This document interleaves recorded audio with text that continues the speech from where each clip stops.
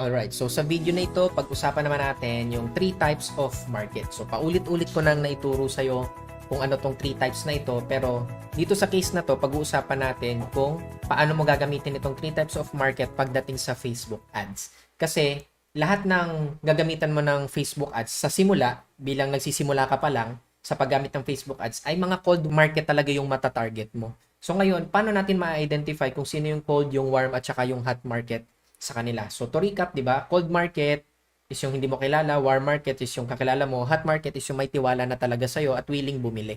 Okay? So ngayon, pag-usapan natin ano yung cold market pagdating dito sa Facebook ads. Ang cold market is yung mga walang ka-idea kung sino ka. Hindi ka nila kilala, wala silang idea kung sino ka, and kapag nakita nila yung Facebook ads mo, first time nilang makikita yon. So hindi ka nila kilala. So yun ang cold market. Ibig sabihin, wala talaga silang idea kung sino ka. Ngayon, paano naman sila magiging warm market? Magiging warm market sila kapag yung Facebook ads mo ay pinanood nila. For example, ang ginamit mo na Facebook ads is yung video natin na pre-made, which is ituturo ko sa iyo yan later on. No, ginamit mo ay video ads. No, pinanood nila yung video ads mo. They are considered as warm market na kasi pinanood nila yung video ads mo. Nag-engage sila. For example, nag-comment sila, nag-like sila, nag-share sila. So yan ay considered as warm market mo na, or nag-like sila dun sa iyong Facebook page. So, considered a warm market na sila. So, ibig sabihin, this time, may idea na sila kung sino ka. Okay? They already know you. No? Unlike sa cold market, warm market mo na sila. Pero, hindi ibig sabihin nun, may tiwala na sila sa'yo. Wala pa. Pero, kilala ka na nila. May idea na sila kung sino ka, may idea na sila kung ano ginagawa mo.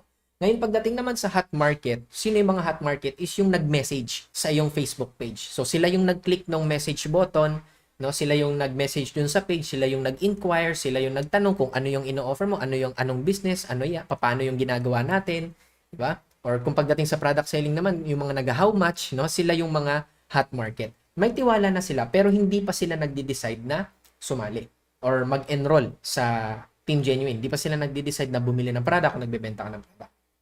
So ngayon, bawat market na ito, may kanya-kanya tayong ginagamit na Facebook ads. So magkakahiwala yan. Meron tayong Facebook ads na creative para sa cold. Creative meaning yung ginagamit natin. For example, image or picture lang or video. Yun lang naman ang ituturo ko sa'yo kasi mas madali yung magawa. May kanya-kanyang creative sa bawat market na ito.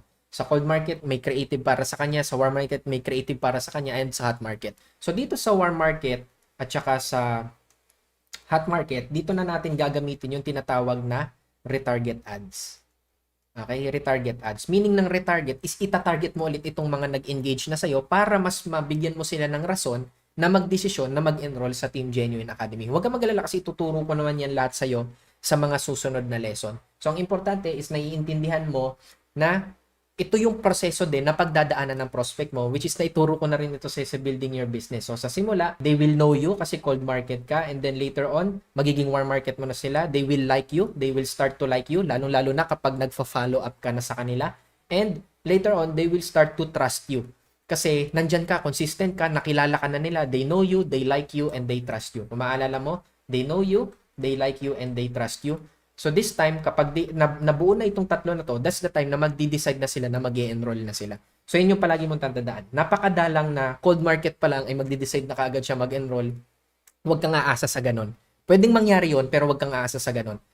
Almost every time talaga, nasa hot market, dun sila magdi-decide na mag-enroll. Ang cold market, kapag biglang may nag-enroll sa'yo na cold market, usually, alam na nila kung ano yung meron sa Team Genuine Academy. Yun nga lang, siguro hindi nagre-reply sa kanila yung ibang nakausap nila na Team Genuine student or na taon na ikaw yung nakita nila na sumasagot sa kanila. Kaya nag-decide sila na sa'yo na lang magpa-sponsor kasi sumasagot ka eh. So, kaya importante tandaan mo yung palagi kang sasagot sa mga messages as soon as possible na makakaya mo, sagot ka kaagad sa mga messages na mga nag-i-inquire sa'yo. Huwag mo silang paghihintayin ng matagal. So with that being said, I hope marami ka natutunan sa video na ito. Make sure review mo kung saan hindi mo naintindihan and apply mo kagad yung natutunan mo. So see you on the next video.